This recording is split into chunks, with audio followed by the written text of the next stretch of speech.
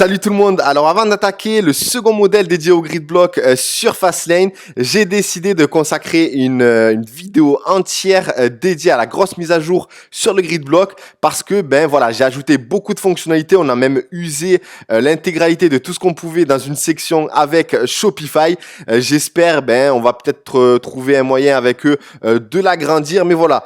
On a vraiment ajouté des nouvelles options qui vont plaire à beaucoup de monde, surtout toutes les personnes qui déjà travaillent sur des monoproduits, sur des grosses pages de vente avec Fastlane. Vous allez voir que les possibilités sont juste aujourd'hui incroyables, surtout par rapport au fait si jamais vous travaillez le branding, que vous voulez vraiment donner des effets à votre boutique qui sont vraiment, où vous allez pouvoir vraiment vous différencier de tout ce qui se passe aujourd'hui et surtout plus ressembler à ce que font les grosses marques qui ont du budget, etc. Vous allez pouvoir vraiment mettre en place des éléments sur votre boutique qui vont être vraiment au top du top. Donc, je vais vous faire rapidement une démo de ce que j'ai vite fait mis en place avant de tourner cette vidéo pour vous montrer, pour que vous visualisiez surtout les possibilités qu'il y a, mais surtout, elles sont infinies. Et d'ailleurs, je vais créer au fur et à mesure des modèles et vous expliquer de A à Z comment les mettre en place pour que vous voyez un peu comment les mettre en place parce que voilà, aujourd'hui, le grid block a beaucoup de fonctionnalités. Je les ajoute parce que pour moi, voilà, j'ai besoin de beaucoup de choses et ça m'énerve de les faire à la mano avec les devs, etc. Donc voilà, j'ai joué le jeu, je les ai intégrés directement dans la section pour pouvoir les réaliser sans développement supplémentaire. Donc vraiment, j'espère que ça va vous plaire. Donc maintenant, on va passer au vif du sujet. Donc j'ai réalisé avec cette nouvelle mage cet effet où on a intégré un background, donc un background qu'on peut répéter ou non. Donc ça, ce sera dans les fonctionnalités que je vais vous montrer. Ensuite, j'ai intégré un premier objet en PNG à gauche et ensuite un texte avec un background où on a pu modifier l'opacité. Donc on peut voir le background même avec le fond qu'il y a derrière ce texte et en plus derrière le produit en fond transparent. Donc déjà, ça c'est une première chose qui est vraiment sympa et surtout également optimisé pour le mobile. Alors l'effet parallaxe, avant qu'on me pose toutes les questions à ce sujet, il est actif sur desktop, mais il n'est pas activé sur mobile. Donc ici, il va s'activer, mais sur mobile avec les chromes, etc. C'est l'image de background est fixe. Donc voilà, pour que ce soit clair. Mais voilà, c'est vraiment professionnel. Vous avez un fond avec où on a pu jouer encore une fois sur l'opacité, où on voit un peu le fond. Donc c'est beaucoup plus sympa qu'un fond complètement blanc. Et donc voilà, donc j'ai ajouté toutes ces fonctionnalités pour avoir ce rendu-là et on y est arrivé avec le grid block. Ensuite, on enchaîne avec voilà cette partie-là où vous allez pouvoir intégrer deux backgrounds différents sur un même grid block. Donc par exemple, si sur 70% de cette section vous voulez du blanc et ensuite du orange comme ici, vous allez pouvoir le faire avec le grid block. Par exemple ici, donc si je me dirige vers le paramétrage, vous allez voir en fait que j'ai dit que le content, autrement dit le contenu de ce grid block va se trouver en haut, en top, pour pas que l'orange vienne couper en fait le contenu du bloc et ensuite l'image à droite où le orange qui est la couleur primaire de la boutique vienne intégrer un peu le PNG. C'est ce qui donne franchement au niveau visuel, c'est beaucoup plus sympa et encore une fois, imaginez toutes les possibilités qu'il y a à faire. Si jamais vous mettez le texte un peu plus en bas, l'image en haut, vous pouvez inverser les couleurs, mettre 50 par exemple. Là je vais vous montrer un peu le côté technique, mais pour vous montrer ce qui est possible de faire, donc 50-50, donc bien sûr faites attention à intégrer, donc si vous mettez 50% en haut, en bas, et bien il faut le mettre également pour le background 2, donc voilà, vous jaugez et vous pouvez le faire également avec les images. Donc maintenant on va aller, je vais pas vous parler tout de suite de la partie technique de chaque modèle parce que je préfère dédier une vidéo à chaque modèle, mais c'est pour vous montrer encore une fois ce qui est possible de faire. Donc grosso modo, la grosse mage, c'est vous allez pouvoir mettre des backgrounds, donc des backgrounds fixes comme ici, ou mettre des backgrounds qui se répètent avec les textures, par exemple background image repeat texture par exemple. Vous allez voir que sur les images, alors déjà il y a des bibliothèques existantes, mais il y a plein d'images sur lesquelles vous pouvez intégrer des textures en fond blanc et en fond de la texture et que vous allez pouvoir répéter, donc qui se trouve sur tout le fond du blog. Donc voilà, ça c'est vraiment le top du top. Et ensuite, vous allez pouvoir aussi jouer sur les pourcentages, comme je vous l'ai montré ici, ici.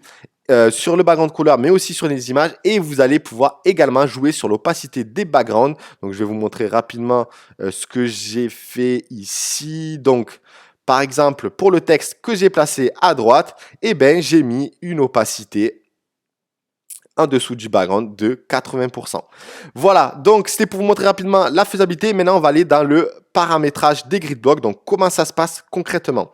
Alors, écoutez bien tout ce que je vais vous dire parce que je vais essayer d'être le plus complet possible par rapport à toutes les nouvelles mises à jour qu'on a effectuées. Donc, on a un nouveau grid block, donc il est vide, donc vous n'avez rien à droite.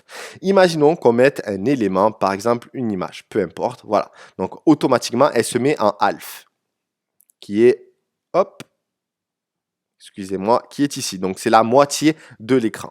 Donc, si ça prend le full, ça prend l'intégralité. Donc, ça, je l'ai expliqué déjà dans... là, on n'a pas l'image d'exemple, mais ça se met sur l'intégralité. Donc, ça, je l'ai déjà expliqué dans les tutoriels de Gridblock.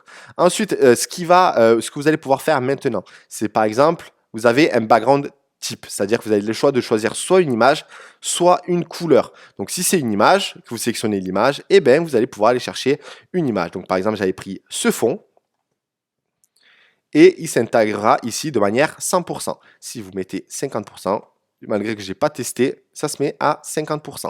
Donc voilà, imaginez tout ce que vous pouvez faire, hein, encore une fois. Donc, si vous mettez non, l'image n'apparaîtra plus. Tout simplement. Donc ici, vous gérez les backgrounds, donc le 1, et les backgrounds de type 2 qui sont ici. Vous pouvez intégrer également une image.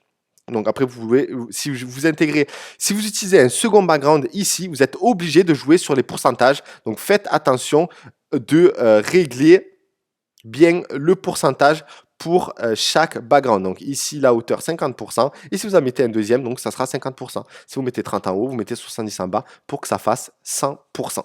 Voilà.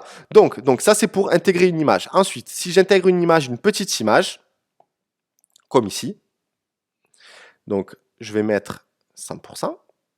Voilà. Et en bas, je vais mettre none. Donc, il y est déjà un none.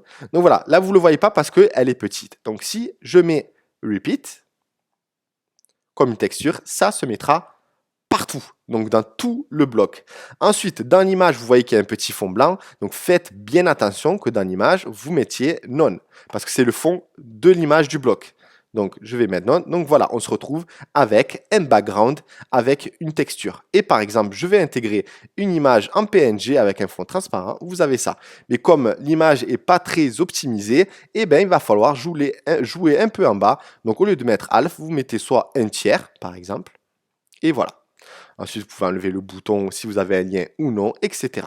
Donc après, bien sûr, je vous imagine les possibilités, l'intégration des produits que vous pouvez mettre, etc. Donc là, vraiment, c'est illimité. Donc voilà en ce qui concerne le background image. Donc je pense que c'est clair, il n'y a pas de souci. Ensuite, si on veut mettre une couleur, donc je sélectionne couleur, donc 100% OK.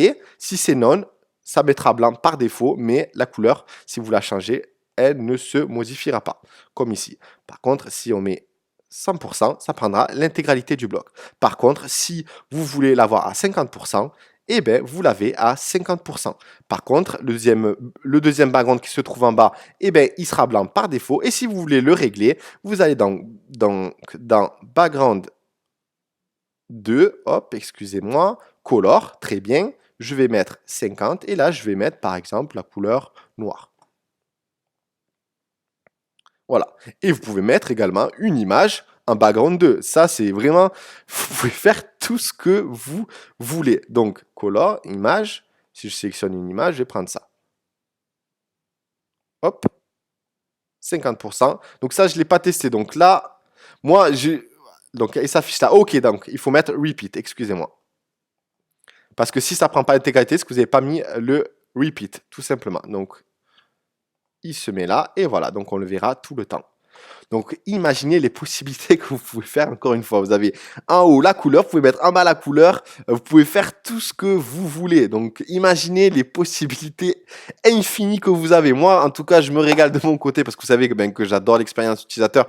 Et maintenant, je peux vraiment tout faire avec cette section. C'est incroyable. Comme le modèle 1 que j'ai fait. Là, limite, le site, il est fait entièrement en grid block. C'est-à-dire qu'aujourd'hui, même le main image, je peux m'en passer, même si voilà, elle a ses propriétés et que j'utilise et qui sont utilisées. Mais aujourd'hui, vous imaginez bien que la section grid block peut tout faire.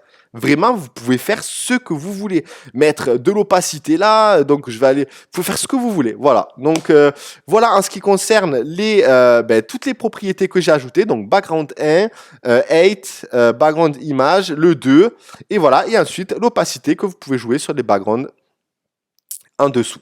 Donc voilà, voilà ce qui est possible de faire. Donc background opacité, si j'avais mis 40 et j'avais mis un fond blanc, et ben voilà, ça aurait pris 40% d'opacité. Voilà, j'espère que j'ai fait le tour. Donc là, je viens de faire la mise à jour. Donc voilà, j'étais content de sortir cette vidéo et vraiment de vous montrer les possibilités et surtout que vous puissiez l'attaquer de votre côté. Si vous voulez faire des arrangements, si vous voulez améliorer le branding de votre boutique ou de votre page de vente avec Fastlane Funnel, etc. En tout cas, aujourd'hui, vous pouvez faire plein de choses et je crois qu'aujourd'hui il n'y a aucun thème qui propose ce genre d'options. Il faut vraiment faire appel à des développeurs pour faire des spécifications, mais là voilà, vous avez tout dans le grid block de Fastlane. Voilà, merci pour toutes les personnes qui m'ont écouté jusqu'au bout. Et je vais ensuite enchaîner sur d'autres modèles où là, par contre, je vais expliquer de A à Z les manipulations à faire parce que, par exemple, pour ce modèle-ci, voilà, il y a des petites manipulations à bien paramétrer dans le grid block pour ce faire. Voilà, merci. On se retrouve très vite dans une prochaine vidéo ou sur le groupe ou encore sur MP 2.0 pour la formation et on se retrouve très vite. Bye.